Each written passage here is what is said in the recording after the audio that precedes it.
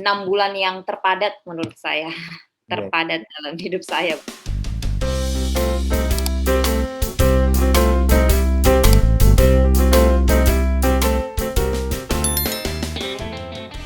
Selamat pagi sahabat literasi, salam sehat, salam semangat. Terima kasih sudah tetap hadir bersama kami, mantengin podcast literasi dan komunikasi. Podcast yang berisi tentang berbagai cerita tentang literasi, edukasi, tentang buku, tentang sekolah, lalu juga tentang komunikasi. Kita akan berdiskusi dengan banyak teman-teman, sahabat-sahabat literasi yang sedang maupun yang sudah selesai studi di S2, S3 maupun spesialis di berbagai belahan dunia.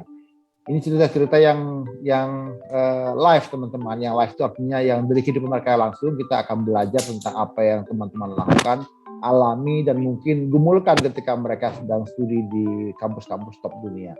Kali ini kita akan bicara dengan Mbak Waude, rekan saya, sahabat saya. Selamat pagi Mbak Waude, apa kabar? Selamat pagi Mas Raja, alhamdulillah kabar baik. Selamat pagi semua sahabat literasi dimanapun berada. Terima kasih sudah mau mengundang saya Mas untuk menjadi salah satu narasumber hari ini. Siap. Mbak Waude saat ini di mana Mbak posisinya? Lagi di Australia apa di Indonesia nih Mbak? Saya lagi di Gorontalo, Indonesia. Wah, Gorontalo itu masuk dalam kategori waktu Indonesia Tengah ya, WITA ya? Iya, betul Mas. Itu ujungnya bersebelahan dengan Sulawesi Utara itu ya?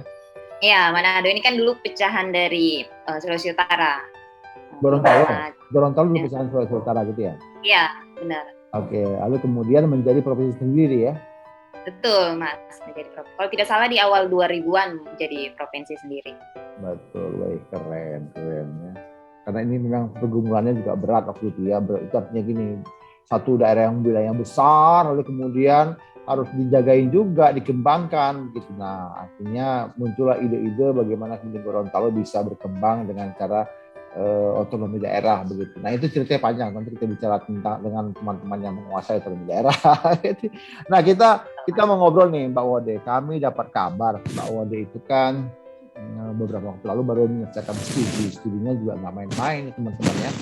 Sahabat literasi, beliau ini studinya apa? Nanti kita dengar langsung ya. Nah, boleh dong cerita Mbak Waude studinya di mana, kampus apa, negara apa, dan bidang apa? Monggo. Baik, terima kasih Mas. Ya, jadi saya studinya itu di Australia, kampusnya itu di Queensland University of Technology di Brisbane tepatnya ya. Kemudian untuk bidang yang saya tekuni atau saya ambil selama S2 ya, jadi saya S2 yaitu tentang early years atau kita familiarnya di Indonesia itu pendidikan anak usia dini. Jadi seperti itu Mas. Jadi saya mulai berkuliah itu di tahun 2016, selesai di akhir tahun 2017. Ya, jadi kurang lebih sudah berapa tahun ya sekarang? Sudah 4 tahun kurang lebih. 4 tahun ya. Berarti 1,5 tahun studinya? Iya, 1,5 tahun. Jadi 3 semester. Programnya memang 3 semester. Jadi lumayan padat karena 1 semester itu ada beberapa 4-5 mata kuliah gitu diambil. Wow, luar biasa ya. Jadi di Queensland ya, di Brisbane. Oke, ketika studi itu kan 3 semester, lalu ambil bidang PAUD ya, dengan anak usia dini. Nah, kira-kira apa sih yang Mbak Laude lakukan? Artinya gini, apa sih yang menjadi concernnya dalam PAUD itu? Artinya apakah memang mempersiapkan anak mau sekolah atau seperti apa? Oke, iya. Jadi Australia itu kan beda, punya sistem sendiri. Saat saya pertama ambil PAUD itu, saya memang ekspektasinya tidak berekspektasi apa-apa. Maksudnya saya tidak mau bilang ini seperti Indonesia atau seperti, saya memang pikirnya ini sesuatu yang baru. Jadi saya memang belajar dari nol istilahnya. Karena kebetulan S1 saya, background S1 saya itu pendidikan bahasa Inggris. Jadi memang betul-betul ya kurang lebih baru lah begitu bagi saya. Jadi di awal semester itu memang betul-betul penyesuaian Mas. Saya memang betul-betul beradaptasi di situ, mencari tahu bagaimana sih, apa sih yang kita fokuskan. Tapi bagusnya adalah sebelum saya mengambil program ini, saya sudah research di program itu, mulai dari kurikulumnya, mulai dari assignment-nya, mulai dari apa yang di-expect student untuk bisa paham begitu kan. Nah, jadi di awal itu saya kemudian melihat bahwa untuk di PAUD yang ada di program yang saya ambil, mereka memang di awal fokus itu lebih ke general, mulai dari misalnya perkembangan anak. Jadi memang dibahas di semua aspek perkembangan, misalnya perkembangan fisiknya, perkembangan kognitifnya, dan sebagainya. Kemudian setelah di awal semester itu membahas hal tentang perkembangan, kita lalu masuk ke literasinya, bagaimana meningkatkan literasi anak usia dini. Walaupun bagusnya kampus saya itu mereka tidak mematok satu konteks. Jadi misalnya kamu konteksnya Indonesia, khususnya misalnya konteksnya kayak saya mungkin lebih ke Kendari begitu ya, atau ke Sulawesi begitu, yang Jawa mungkin masih kurang dengan Jawa, masih beda dengan Jawa begitu. Jadi mereka mempersilahkan kita ngambil konteks yang kita rasa nyaman dan kita familiar. Jadi nggak memaksakan harus paham tentang pendidikan yang di Australia, tapi kita tahu belajar, tapi mungkin tidak sampai jauh untuk lebih paham tentang konteks mereka begitu. Kita cuma memodifikasi apa yang bisa kita ambil dari pembelajaran di Australia dan mana yang bisa cocok diterapkan di konteks kita begitu. Kemudian setelah itu lalu masuk ke lebih kepada research kita mau fokus di bidang apa nih? Kamu mau fokus untuk gurunya, peningkatan kompetensi guru PAUD, atau mungkin lebih ke fokus ke anak, pembelajaran anak. Jadi memang kita diberikan kesempatan untuk memilih topik atau memilih area yang kita rasa ingin jadikan riset seperti itu, Mas. Berarti di Australia bisa disebutkan mereka juga punya beragam tempat konteks begitu ya. Artinya ketika kita nanti memilih, kita kan tadi bahwa menarik menyebutkan ada semacam modifikasi begitu ya. Jadi kayak ATM ya, amati, tiru, dan modifikasi begitu ya. Nah, berarti kan mereka apakah juga punya beberapa konteks yang coba disajikan kepada studentnya? Iya, mereka punya beberapa hal seperti misalnya kurikulum. Kurikulum itu kita lihat kurikulum Australia, kurikulum New Zealand, kemudian kebetulan di tempat saya satu-satunya mahasiswa Indonesia itu saya. Jadi saya banyak belajar juga tentang konteks misalnya di Singapura bagaimana, kemudian ada yang dari Bhutan kemarin, ada yang dari Cina, jadi kita memang konteksnya itu internasional sekali. Okay. Jadi kita semua diberi kesempatan untuk memperkenalkan kelebihan masing-masing dari tiap negara, kurikulumnya bagaimana, kemudian saling belajar satu sama lain. Misalnya di Malaysia mereka punya misalnya bahasa pengantarnya, ada mungkin bahasa Inggris, bahasa Cina, bahasa India begitu. Kalau di tempat kami seperti apa begitu kan, jadi kita share hal-hal seperti itu dalam konteks di anak usia dini gitu. Oke. Nah ini kan bicara tentang anak usia dini ya, PAUD ya, pendidikan anak usia dini. Itu kan sangat beragam, sangat makro juga kan namanya. Meskipun namanya anak usia dini udah segmented ya, anak usia dini, tapi sebenarnya di dalam anak usia dini juga banyak sekali aspek-aspeknya gitu. Nah, yang menjadi fokusnya Mbak Wari ini apa? Ya, benar Mas. Saya sebelumnya kan pernah mengajar sebagai guru PAUD. Jadi saya fokus peningkatan kompetensi guru PAUD. Jadi saya mengambil spesifik ke hal itu. Ke guru ya? Ke guru? Guru, iya. Peningkatan kompetensi guru. Karena salah satu alasan saya ngambil jurusan PAUD juga, setelah itu karena saya merasa, kayaknya saya kurang bisa mengeksplor apa yang saya miliki. Jadi saya ingin tahu caranya lebih dalam. Jadi memang itu yang menjadi fokus dari riset saya. Gimana nih peningkatan kompetensi guru, khususnya misalnya kualifikasinya, kompetensinya, kemudian dengan perubahan yang ada, bagaimana cara mengatasinya atau cara mempersiapkan lah calon-calon guru ini supaya bisa survive atau bisa mempersembahkan yang terbaik buat pembelajaran anak usia dini, perkembangan anak usia dini. Jadi seperti itu, Mas. Nah, kira-kira dari yang Mbak dapatkan nih, kemudian diterapkan di kampus. Kali ini mengajar ya, Mbak ya? Ya. Di kampus apa? Universitas Negeri Gorontalo. Universitas Negeri Gorontalo. Nah, kira-kira yang diterapkan, yang didapat di kemarin di Australia di perkuliahan, apa yang bisa mungkin dibawa ke Gorontalo sebagai satu hal yang itu ya, yang mungkin dalam hal meningkatkan kapasitas guru gitu. Benar Mas. Itu sesuatu yang tidak mudah ya, karena kan intinya saya baru, kemudian apa yang saya ingin terapkan itu kan belum kepikiran di sini, atau kenapa sih ada yang aneh-aneh atau ada yang lain lagi gitu kan. Jadi yang coba saya terapkan adalah paling penting itu adalah pemikiran kritis, berpikir kritis dari guru-guru ini. Jadi misalnya kita mau melakukan sesuatu itu, saya ingin mereka punya alasan yang jelas kenapa mau melakukan seperti ini. Misalnya mau menerapkan suatu metode. Kebanyakan dari mereka kan menerapkan itu karena sudah sering diterapkan, tapi sebenarnya mereka nggak tahu teori di balik kenapa sih, apa sih keuntungan ini pada anak, begitu kan. Jadi saya ingin mereka berangkat dari situ dulu, memperjelas kenapa kita harus melakukan tindakan ini, dan kemudian hal selanjutnya yang saya ingin mereka terapkan itu lebih kepada bagaimana anak diinkludkan atau pendapat anak itu menjadi sesuatu yang sangat penting dalam pembelajaran. Umumnya kan karena anak usia dini itu umur sekitar 3-5 tahun ya, 3-5 tahun atau 6 tahun lah paling besar. Mereka jarang diikutkan dalam diskusi, dalam pengambilan keputusan, kenapa mau main apa, atau seperti mereka itu intinya guru sudah menyiapkan, kalian harus mengikuti begitu. Saya ingin mahasiswa saya, mereka lebih berpusat, menjadikan anak itu sumber kegiatan, menjadikan apa yang menjadi keinginan anak itu sesuatu yang didengar di kelas. Artinya pendapat mereka, walaupun kadang kita bertanya pada anak usia dini terdengar aneh-aneh ya jawabannya, atau kadang masa kayak gitu nggak masuk akal, tapi sebenarnya kita ingin menunjukkan keberanian buat anak untuk speak up begitu, untuk ngomong apa yang dia rasakan, untuk ngomong apa yang pendapat mereka. Jadi saat saya kan sempat magang di Australia ini Mas, 1 bulan di PAUD-nya, dan saya melihat anak-anak di sana itu mereka sangat nyaman kalau harus berpendapat, nggak ada takutnya, nggak ada tertekannya, nggak merasa, bahkan kadang saya merasa mereka lebih mahir mengungkapkan perasaannya, lebih mahir mengungkapkan pendapatnya dibanding orang dewasa menurut saya.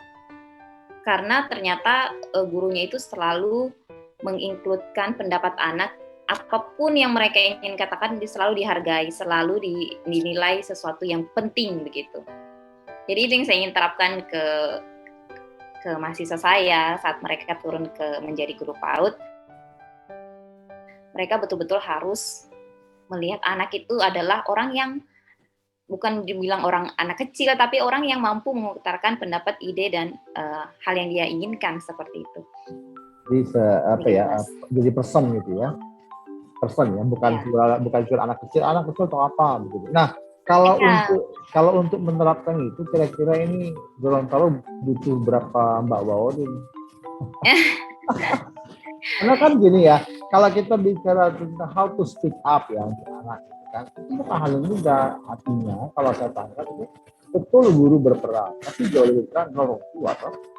Iya benar, keluarga di rumah kan dia harus bicara speak up ya. Kalau di rumah kan jadi dibungkam gitu ya, dia pasti aja di sekolah akan bungkam juga. Itu gimana Mbak? Betul Mas, jadi kita selalu mengatakan bahwa keluarga itu guru pertama bagi anak kita. Artinya kami guru PAUD itu bukan berarti langsung mengatakan ibu salah atau ini, karena mereka orang tua itu yang paling tahu tentang anaknya. Nah, ini salah satu tantangan untuk guru PAUD, karena guru PAUD itu bukan cuma mengajar anak, tapi kita juga mengkomunikasi ke orang tua, ke nenek, ke kakek, ke tetangga, ke segala aspek yang akan bersentuhan dengan anak begitu kan. Jadi komunikasi, salah satu kompetensi yang harus dimiliki guru PAUD itu bisa berkomunikasi dengan baik, khususnya pada keluarga, ke anak, ke nenek, dan sebagainya macam. Nah, makanya kami di PAUD itu anak itu kita anggap sebagai keluarga. Begitupun juga keluarganya sudah sebagai jadi cara kita mengkomunikasikan itu memang betul-betul dengan cara yang nyaman. Kita harus tahu dulu orang tua ini seperti apa. Keluarga kita harus mendekati atau melihat dulu tipe orang tua begitu, karena nggak bisa semua harus sama. Makanya kami di PAUD itu suka ada sesi-sesi di akhir saat orang tua ingin menjemput anak, biasanya kita mulai komunikasi di situ. Saat orang tua baru mengantar anak, kita mulai komunikasi di situ. Memang komunikasinya lebih intens dibandingkan mungkin di SMP atau SMA, karena kita mau punya keinginan yang sama nih buat yang terbaik bagi anaknya. Jadi sebisa mungkin komunikasi orang tua dan guru itu intens di pagi hari, di siang hari saat orang tua menjemput juga kita komunikasi. Menarik ya sahabat literasi, karena komunikasi itu bukan sesuatu yang jauh dari kita, bukan juga sesuatu yang mahal, itu sesuatu yang dekat bahkan di dalam diri kita, dan itu sesuatu yang murah sebenarnya, cheap sebenarnya. Tapi kalau kita tidak membangun sejak awal itu menjadi mahal begitu. Ada banyak anak-anak itu yang nggak bisa berkomunikasi sama orang tuanya, sama gurunya karena memang sejak kecil tidak tercipta komunikasi itu. Wah, ini menarik nih. Berarti saya mau tanya lagi nih, kira-kira targetnya Mbak Wadi nih, kira-kira berapa tahun ke depan bisa mewarnai pemikiran anak-anak dengan tadi konsep how to speak up, tadi mereka berani menyatakan diri mereka dengan speak up. Oke. Jadi saat ini yang pertama saya bisa lakukan karena kapasitas saya sebagai dosen paling bisa saya lakukan adalah mulai dari mahasiswa saya. Mahasiswa saya ajarkan untuk mendengar. Kebanyakan mahasiswa itu apalagi dengan anak-anak pasti mereka yang mau yang didengar terus. Nah, kalian itu harus berlatih mendengar anak, mendengar keluarga, anak misalnya orang tua. Jadi mulai dari mendengar. Jadi saya memang mengajarkan kepada mereka misalnya observasi, betul-betul mendengar, ke sekolah observasi apa nih yang kalian temukan begitu kan. Jadi betul-betul bisa mendengar dulu. Kemudian saya juga lumayan beberapa menerbitkan artikel atau tulisan ya beberapa, baru 1 atau 2 di media massa begitu kan. Paling tidak itu audiensnya atau pembacanya mungkin lebih dari mahasiswa saya gitu kan. Walaupun mungkin belum semua membaca kayak gitu. Nah, kedepannya saya sih lebih mempersiapkan untuk ke masyarakat, misalnya sosialisasi. Jadi di sosial itu saya titipkan contoh-contoh atau model-model pembelajaran di tempat lain, misalnya di Australia, kebetulan saya di sana. Jadi bukan berarti kita harus aplikasikan saat itu juga, tapi saya ingin pertama membuka pemahaman mereka kalau di tempat lain ada loh seperti ini, ada loh kegiatan model seperti ini yang mungkin saja di sini kita bisa tiru atau mungkin bisa kita modifikasi. Tapi saya tidak bilang bebankan yang ibu lakukan atau yang saat ini dilakukan itu salah, tidak. Tetapi saya ingin membuat mereka lebih terbuka dalam hal model, dalam hal parenting. Ini kan kita bahas parenting ya kalau dimulai dari orang tua. Jadi kalau saya ke desa-desa misalnya untuk misalnya melakukan pengabdian, umumnya saya selipkan tentang jadikan anak itu sesuatu yang mereka itu capable sebagai seorang, bukan dibilang di anak yang tidak bisa memikirkan apa yang dia inginkan, mengungkapkan apa yang dia rasakan, tapi mereka capable untuk itu bila diberikan kesempatan, bila kita orang dewasa mau mendengar apa yang mereka inginkan gitu. Ya mungkin kalau untuk tahunnya Mas, saya tidak bisa prediksi, tapi insya Allah saya akan konsisten untuk melakukan apa yang sudah saya lakukan. Semoga dalam waktu dekat ataupun beberapa tahun ke depan bisa terlihat hasilnya Mas. 5-10 tahun lah ya bisa terlihat ya. Apalagi akan makin banyak nanti orang yang akan membaca tulisannya Mbak Wadil, kemudian juga bisa mencerna, lalu bisa mulai mendifusikan, melakukannya itu dalam kehidupannya begitu. Karena memang ini betul sahabat literasi, anak-anak itu menjadi satu yang harta yang luar biasa ya. Kalau ada satu lagi itu kan yang kata keluarga gitu. Keluarga itu sebenarnya lebih tepatnya ada inti ya ayah, ibu, anak begitu kan. Nah ini dalam konteks ini kalau nggak ada komunikasi yang baik ya nggak bisa. Tapi memang kita perlu belajar dari Australia tadi, dia berhasil atau guru-gurunya itu berhasil di-encourage untuk memiliki satu pola pikir sebagai guru PAUD, dia bisa mendorong anaknya untuk bicara, itu juga tidak terlepas tadi dari lingkungan keluarga. Begitu ya Mbak ya. Jadi benar, kampus dan keluarga saling berkolaborasi begitu ya. Ya benar Mas, karena untuk membesarkan anak itu bukan satu pihak. Ada peribahasa untuk membesarkan anak itu dibutuhkan satu desa, satu village katanya. Betul. Artinya orang tuanya oke, sejalan dengan guru PAUD-nya, tapi teman bergaulnya, tetangganya, belum lagi keluarga jauhnya, misalnya oma opa, biasa kakek nenek itu kan mempengaruhi juga pola asuh. Jadi kita menganggapnya membesarkan anak itu ya butuh satu desa untuk satu komitmen begitu.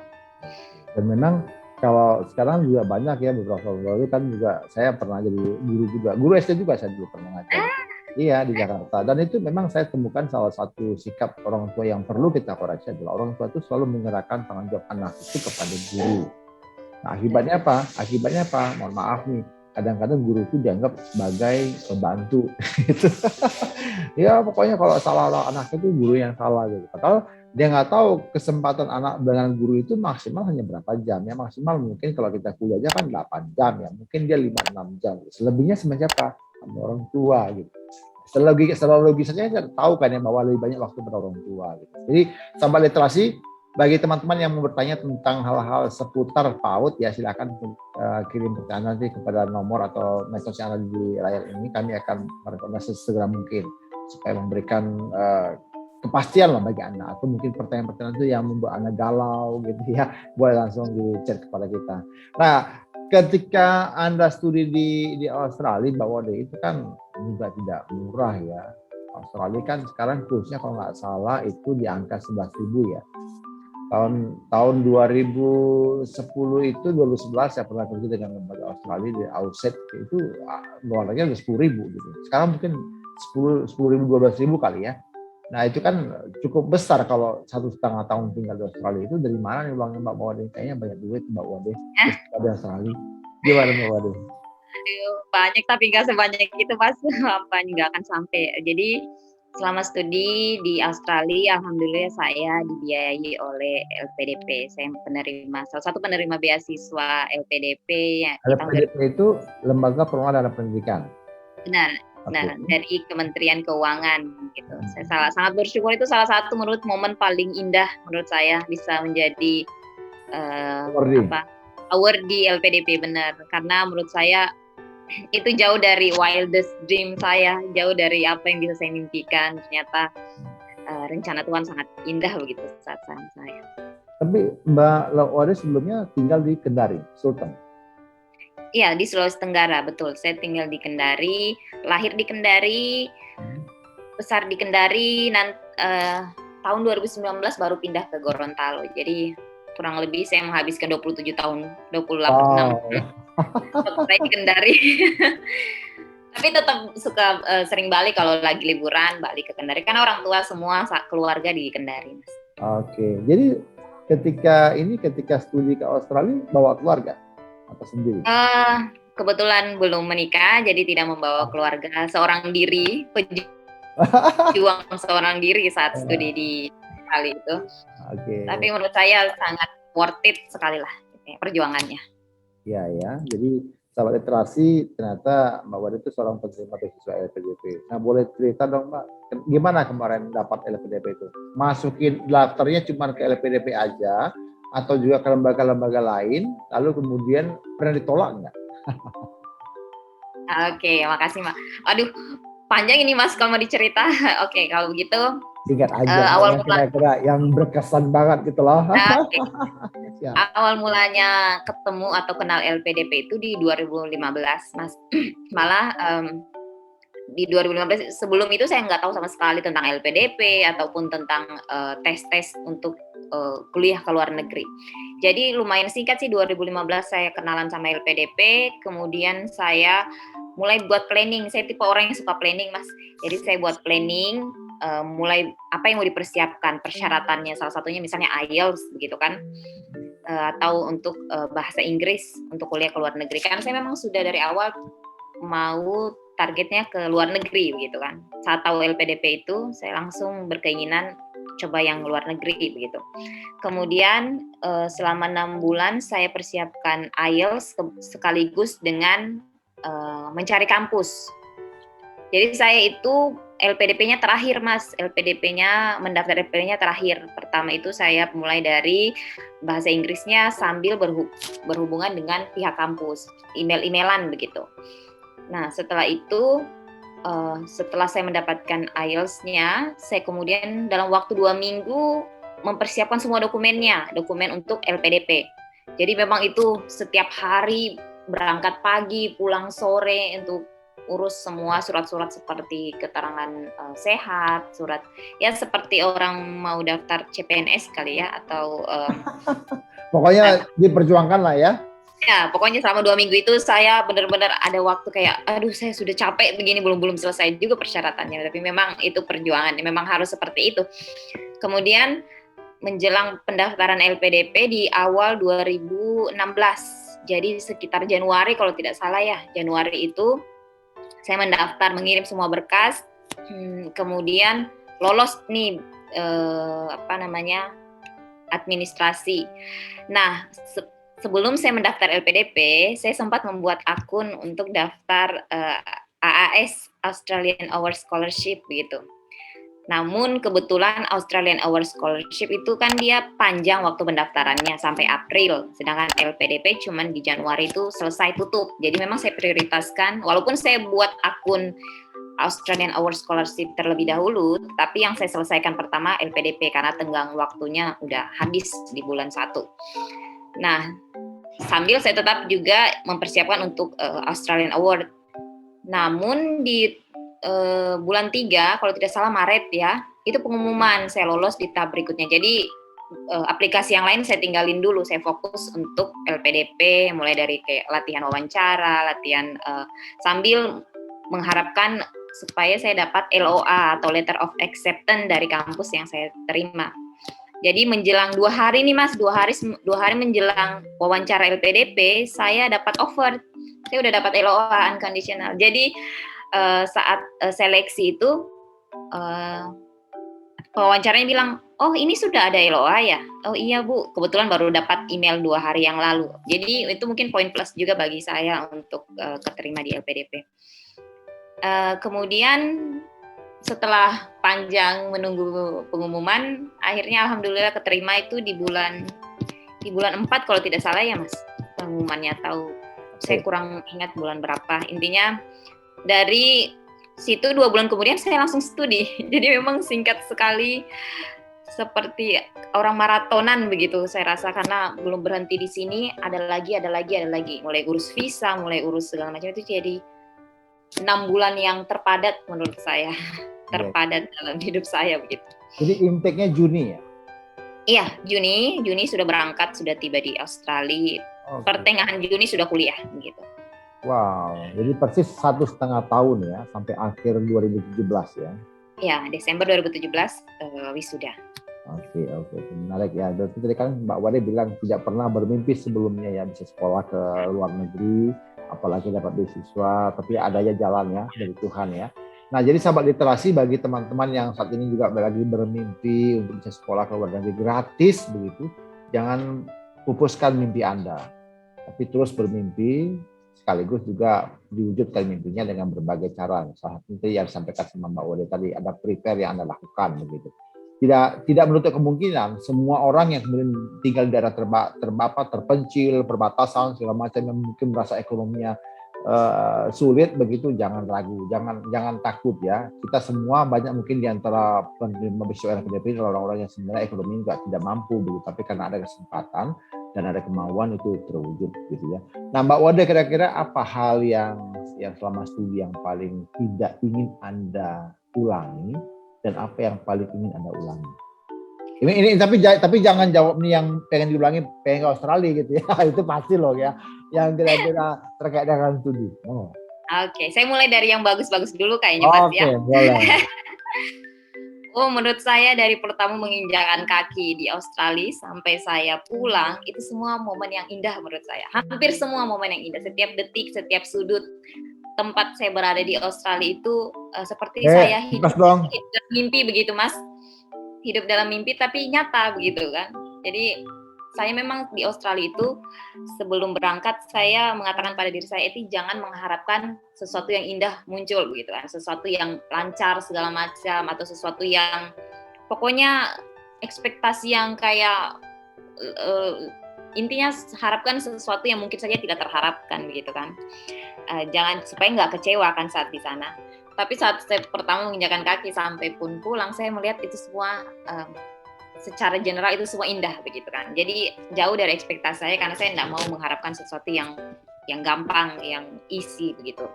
Nah, kemudian saya di sana sebelumnya saya nggak terlalu begitu menikmati belajar Mas. Tapi saat di Australia itu Saya sangat menikmati belajar sampai pernah saya bilang kayaknya saya mau pindah tinggal di library aja deh, mau tinggal di menurut saya karena mungkin saya nggak pernah merasakan atmosfer belajar yang begitu memanjakan siapapun yang mau belajar itu. Ini pribadi saya ya Mas, saya nggak tahu teman-teman saya. Struggle pasti struggle. Banyak waktu saya ketakutan atau takut nggak lolos, tapi takut nggak lulus misalnya mata kuliahnya, atau takut hal-hal yang tidak diinginkan terjadi. Tetapi itu cuma sesekali muncul. Mostly itu sangat menikmati belajar. Intinya nyaman belajar karena atmosfernya mendukung, fasilitasnya mendukung. Kemudian kita yang datang ke library itu memang dilihat sebagai ya orang yang betul-betul mau belajar. Jadi kita dihargai dengan segala apa yang kita butuhkan begitu. Itu yang saya suka. Saya sangat menikmati. Belum pernah saya menikmati belajar sepanjang hidup saya selama di Australia itu sangat menikmati betul. Berarti nanti akan diciptakan dong suasana yang sama di kampus Universitas Negeri Gorontalo. Saya berusaha Mas, tapi belum dapat. Tapi berusaha untuk enjoy, menikmati pembelajaran. Terutama di library itu, di perpustakaan. Saya nggak tahu apa ada sesuatu di magic di perpustakaan itu sehingga kita kayak, kalau saya pribadi saya senang banget di perpustakaan itu. Kemudian hal menarik lainnya yaitu saya bertemu banyak teman-teman mancanegara. Bukan cuma mancanegara, teman-teman Indonesia yang dari berbagai wilayah. Kebetulan dari Kendari saat itu cuma saya di Brisbane ya, di Queensland. Yang dari Makassar banyak, tapi dari Kendari itu cuma saya. Jadi saya belajar teman-teman internasional, belajar juga teman-teman dari berbagai wilayah di Indonesia. Dan menurut saya selalu amazed sama cara berpikir orang begitu kan. Ya apalagi kalau beda dengan saya. Jadi itu menurut saya, oh ya ada sesuatu yang seperti itu. Jadi saya sangat menikmati ngomong sama orang, ngomong sama teman-teman internasional saya, belajar culture mereka. Saya emang kurang persiapan atau bagaimana, jadi hampir semua hal yang saya ketemukan di Australia itu membuat saya kagum begitu. Oh ya, jadi kayak semuanya itu baru menurut saya. Jadi memang betul-betul pengalaman yang autentik menurut saya selama di Australia itu. Nah, hal menarik lainnya, apalagi ya Mas? Hal menarik lainnya itu saya betul-betul independen selama di Australia. Jadi selama ini kan mungkin ada kakak waktu di Kendari, ada orang tua, tapi di Australia itu betul-betul saya 100% mengelola apapun, mulai dari keuangan, mulai dari pekerjaan, mulai dari belajar saya, semua itu saya in charge begitu. Saya sepenuhnya tidak mengharapkan bantuan dan memang buat saya jadi lebih tangguh. Sekarang merantau jauh dari keluarga, jadi menurut saya itu pengalaman yang buat saya survive sejauh ini gitu. Iyalah ya. Dan kalau Australia sendiri, iya. Apalagi ke Gorontalo ya. Ya benar juga, betul. Ya, Australia bisa survive, pasti di sini bisa survive. Jadi itu sih motonya. Jadi kedepannya juga kalaupun suatu saat nanti ke tempat yang baru lagi, saya optimis insya Allah bisa survive gitu. Kemudian kalau untuk dukanya nggak banyak Mas, cuman ya ada beberapa lah. Menurut saya yang bukan duka sih, ini agak bikin shock ya. Bikin shock itu saat saya di library, saya kan senang di library. Jadi weekend pun saya ke kampus, ke perpus. Nah kebetulan saat itu kalau weekend kan kampus nggak begitu banyak orangnya. Dan perpustakaan kita kan memang terbuka untuk umum. Jadi saat itu saya ke toilet sebentar, kemudian saya kayak dompet saya hilang gitu Mas. Dompet saya dicuri orang istilahnya begitu. Saya panik kan karena selama tinggal di situ nggak pernah ada apa-apa atau hal-hal yang seperti itu terjadi. Jadi saya sempat panik, KTP saya, semua hal-hal berharga saya itu ada dalam dompet saya. Dan saat itu weekend, jadi sepi, jadi saya nggak tahu mau kemana, mau telepon ke bank juga untuk urus itu nggak bisa karena masih weekend. Mau ke polisi juga saya nggak begitu ngerti gimana caranya karena memang nggak pernah berhubungan dengan polisi di sana. Tapi alhamdulillah di saat kesulitan itu ketemu orang yang baik sekali, orang bule di sana, orang Australia. Dia kayak lihat saya panik begitu, dia bantu ngurusin untuk memblokir ATM saya, bantu menelpon pihak-pihak yang kira-kira bisa bantu saya.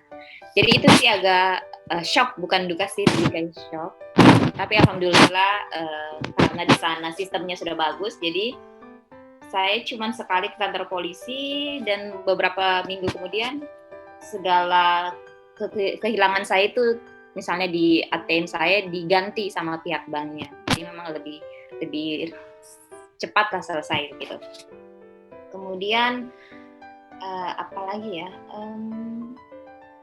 kayak dukanya nggak banyak sih Mas menurut saya. Dan yang dukanya yang mungkin setiap mahasiswa, saya nggak bilang ini dukanya, setiap mahasiswa pasti menjelang akhir perkuliahan atau menjelang ujian itu seperti kurang tidur, seperti tiba-tiba aja langsung kayak nggak selera makan, ya semua paniknya dalam. Ada gangguan psikosomatis ya? Iya, saya sempat di awal semester itu saya sempat stres Mas, saya sempat harus minum vitamin begitu, harus minum ini karena nggak bisa tidur, padahal nggak bisa berpikir juga cuma beberapa hari sih nggak bisa berpikir, nggak bisa tidur. Jadi saya kayaknya saya perlu beli obat atau mungkin perlu konsul ke pegawai kesehatan gitu. Karena memang, dan ternyata bukan sendiri saya, katanya orang pihak farmasinya bilang sudah banyak mahasiswa yang kena seperti saya. Jadi saya nggak usah terlalu kayak jangan sampai cuma saya, enggak, ternyata ada kawan ya. Iya banyak. Apalagi di awal semester kita kan belum tahu sistem penilaian mereka, sistem pendidikan mereka. Jadi saya agak shock melihat ekspektasi yang tinggi dari kampus gitu kan. Dan saya ya harus perlu minum vitamin atau minum apalah namanya itu.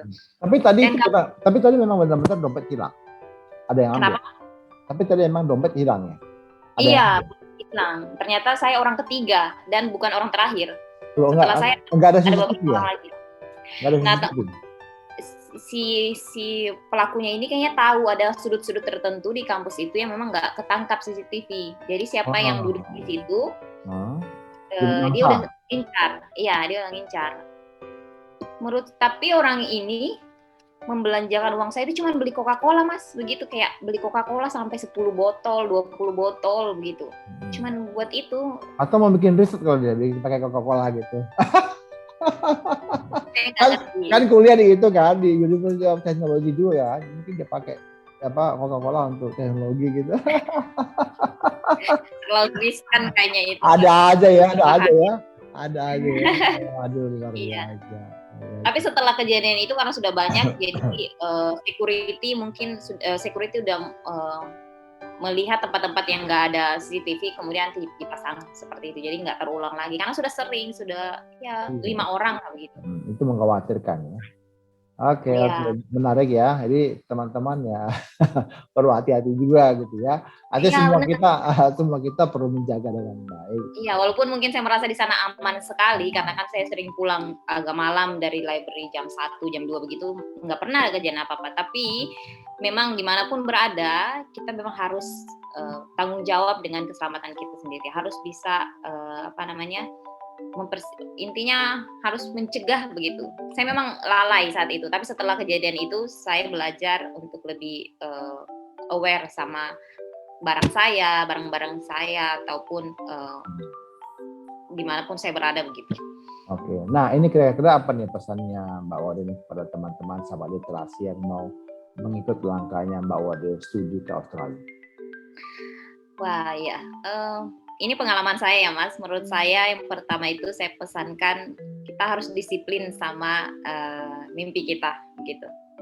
Artinya kalau memang kita ingin kuliah, kita memang harus buat rencana dan juga aksi kita itu sejalan dengan apa yang kita impikan. Karena kadang banyak yang bermimpi tapi setelah ditanya persiapannya apa, belum ada misalnya. Ataupun yang sudah dilakukan itu kayak baru 5% dari apa yang harus dipersiapkan. Jadi menurut saya disiplin dengan diri kita sendiri, mimpi kita sendiri. Lalu harus komitmen begitu ya. komitmen dan konsisten, jangan cuman sekali 2 kali kemudian nanti capek begitu. Kalau saya kemarin memang karena sesuatu yang berasal dari motivasi sendiri ya, saya nggak disuruh orang, nggak ini motivasi sendiri. Jadi saya jadikan persiapan saya itu bagian dari rutinitas kehidupan saya. Jadi saya nggak bisa pisahkan dari rutinitas. Misalnya belajar itu sudah bagian dari hari-hari saya gitu. Saya kurangi jalan sama teman, saya kurangi hal-hal yang kira-kira akan tidak sejalan dengan apa yang saya mimpikan gitu. Hangout, ke mall lama-lama begitu, itu saya hampir tidak pernah lakukan saat itu. Apalagi sekarang nggak boleh ke mall ya. Kalau ke mall harus pakai surat vaksin sekarang ya. Apalagi sekarang harus pakai kartu vaksin. Jadi iya, betul-betul harus komitmen dan konsisten menurut saya. Kemudian jangan menyerah begitu. Jangan mudah menyerah. Karena terus terang banyak cobaan, misalnya kayak teman gak ada yang percaya saya, bukan gak ada yang percaya, kayak masa sih kamu bisa gitu kan. Tante om saya juga kayak ngapain jauh-jauh kuliah cuman mau ambil PAUD di luar negeri. Bahkan ada titik di mana kayak mama saya lihat saya mungkin terlalu berusaha untuk belajar begitu, takutnya mungkin kalau saya tidak terpilih atau tidak lolos itu saya down. Jadi mama saya bilang kalau nggak lolos di sana, kuliah di dalam negeri saja, tidak usah terlalu memaksakan diri, takutnya kecewanya besar kan. Tapi saya memaklumi itu karena memang orang tua namanya khawatir ya. Tetapi saya bersyukur saya punya kakak dan satu sahabat yang selalu mendukung saya. Jadi saat kita down, kadang memang kita butuh kata motivasi ataupun orang mengingatkan, kamu sudah sejauh ini loh, masa cuman karena 1-2 hal kamu sudah menyerah gitu. Jadi selama proses ini saya memang berjuang terus. Intinya saya nggak mau bilang saya gagal karena usaha saya kurang. Saya mau pastikan saya nggak menyesal karena usaha saya kurang. Jadi sebisa mungkin usaha saya maksimalkan untuk apa yang saya inginkan. Kemudian yang selanjutnya itu adalah jangan dijadikan beban, anggap itu sebagai sesuatu yang bagian dari kita, jadi tidak merasa terbebani. Jadi saya memang tidak terbebani selama proses ini, dan pasti selalu berdoa apa yang kita inginkan ini semua mungkin didukung sama Tuhan gitu. Ya, terima kasih Mbak Wade untuk sapaannya dan juga motivasi kepada teman-teman di Sahabat Literasi. Monggo silakan wujudkan mimpi Anda dan cari tahu sebanyak mungkin informasi sebelum teman-teman mencoba satu beasiswa ya, supaya ada persiapan yang lebih matang dan juga terutama persiapan hati ya, supaya kita bisa siap ke daerah ke negara, ke satu kampus, bahkan juga ke satu wilayah yang mungkin kita belum tahu sebelumnya.